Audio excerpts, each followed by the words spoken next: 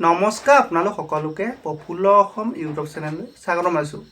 যদি আপোনালোক চেনেলটোলৈ প্ৰথমবাৰৰ বাবে আহিছে প্লিজ চেনেলটো ছাবস্ক্ৰাইব কৰি দিব, ভিডিঅ'টো এটা লাইক কৰি দিব আৰু যিসকল দাদা বাইদেউ ভাইটি ভণ্টি আৰু বন্ধু বান্ধৱীয়ে অসম আৰক্ষী কামাণ্ডোত যাম বুলি ভাবি আছিল তেওঁলোকলৈ ভিডিঅ'টো শ্বেয়াৰ কৰি দিব।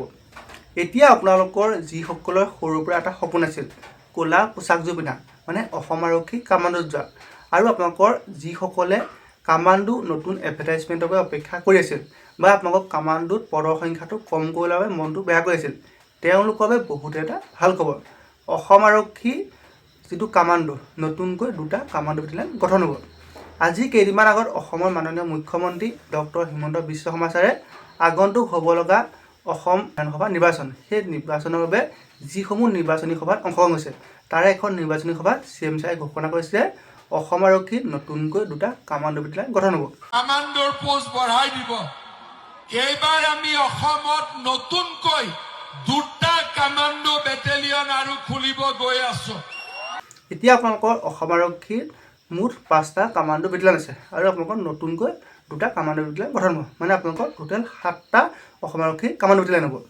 এতিয়া আপোনালোকৰ আগন্তুক যি নিৰ্বাচন হ'ব সেই নিৰ্বাচনৰ বিজেপিৰ যিটো নিৰ্বাচনী ইস্তাহাৰ সেই বিজেপিৰ নিৰ্বাচনী ইস্তাহাৰত ধুনীয়াকৈ দিয়া আছে তেওঁলোকে অহা 5 বছৰ নতুনকৈ 2 লাখ যুৱক যুৱতী নিযুক্তি দিব।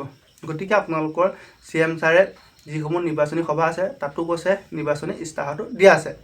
এতিয়া আপোনালোকৰ যিসকলৰ হাইটটো কম আছে বা যিসকলৰ বয়সটো বেছি হৈছে কামাণ্ডোত যাবৰ বাবে তেওঁলোকে এতিয়া কি কৰিব? এতিয়া আপোনালোকে যেতিয়া CM ছাৰক লগ পাব, আপোনালোকৰ যিসমূহ নিৰ্বাচনী সভাত CM ছাৰে আপোনালোকৰ নিৰ্বাচনী প্ৰচাৰ সভালৈ যায় তেতিয়া আপোনালোকক যেতিয়া CM ছাৰক লগ পাব তেতিয়া CM ছাৰক ক'ব যে কামাণ্ডোত হাইটটো কমাই দিব আৰু বয়সটো বঢ়াই দিব। এতিয়া আপোনালোকৰ কামাণ্ডো যিটো বয়স সেই বয়সটো বহুত কম, 18 পৰা 21 বছৰ। তাৰপিছত ST SC সকলে 5 বছৰ আৰু OBC MOBC কেণ্ডিডেটে 3 বছৰ এজ চিলেকশ্যন পাব। মানে এজন জেনেৰেল কেণ্ডিডেটে 18 পৰা 21 লৈ, এজন OBC MOBC কেণ্ডিডেটে 18 পৰা 24 লৈ আৰু এজন ST SC কেণ্ডিডেটে 18 পৰা 26 বছৰলৈকে এপ্লাই কৰিব পাৰে।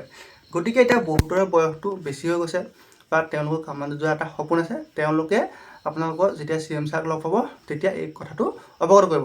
আৰু এতিয়া বহুতৰে হাইটটো কম, বিশেষকৈ ছোৱালীখিনিৰ ক্ষেত্ৰত হাইটত বহুতখিনি অসুবিধা হয়। গতিকে আপোনালোকে যেতিয়া CM ছাৰক লগ পাব তেতিয়া ক'ব যে কামাণ্ডোত হাইটটো অলপ কমাই দিব আৰু বয়সটো বঢ়াই দিব, তেতিয়া নিশ্চয় CM ছাৰে আপোনালোকক কিবা এটা উত্তৰ দিব। গতিকে আপোনালোকৰ যিসকলে এই কামাণ্ডোত যাম বুলি ভাবি আছে তেওঁলোকে ফিজিকেল টেষ্টৰ বাবে এতিয়াৰ পৰা নিজকে সাজু কৰক, কাৰণ কামাণ্ডোত মেইন কম্পিটিশ্যনো ফিজিকেলত হয়। আপোনালোকৰ কামাণ্ডোত কোনো ধৰণৰ ৰিটেন টেষ্ট নাই, মাত্ৰ এটা সাইকোমেট্ৰিক টেষ্ট আছে। আপোনালোকৰ ল'ৰাসকলৰ 80 নম্বৰ আপোনালোকৰ ফিজিকেল টেষ্টতে থাকে। গতিকে আপোনালোকৰ ফিজিকেলত বহুত বেছি কম্পিটিশ্যন হ'ব আৰু আপোনালোকৰ যিটো দৌৰ সেই দৌৰটো বেছি হয়, 4.8 কিলোমিটাৰ হয়। গতিকে আপোনালোকে এডভাৰটাইজমেণ্টলৈ অপেক্ষা নকৰি এতিয়াৰ পৰা ফিজিকেল টেষ্টৰ বাবে নিজকে সাজু কৰক।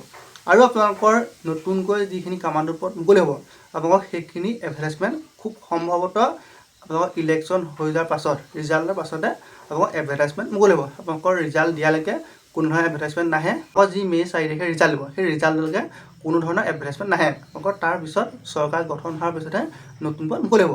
আপোনালোকৰ এডভাৰটাইজমেণ্ট মুকলি হ'লে সময় আছে, কিন্তু আপোনালোকে এডভাৰটাইজমেণ্টলৈ অপেক্ষা নকৰি এতিয়াৰ পৰা ফিজিকেল টেষ্টৰ বাবে নিজকে ভালদৰে সাজু কৰক। আকৌ কৈছোঁ, আপোনালোকে যদি CM ছাৰক কেতিয়াবা ক'ৰবাত লগ পায় এতিয়া যেতিয়া নিৰ্বাচনী প্ৰচাৰসমূহ চলাবলৈ গৈ আছে তাত ক'ব যে কামাণ্ডোত হাইটটো কমাব লাগে আৰু বয়সটো বঢ়াই দিব লাগে। ধন্যবাদ।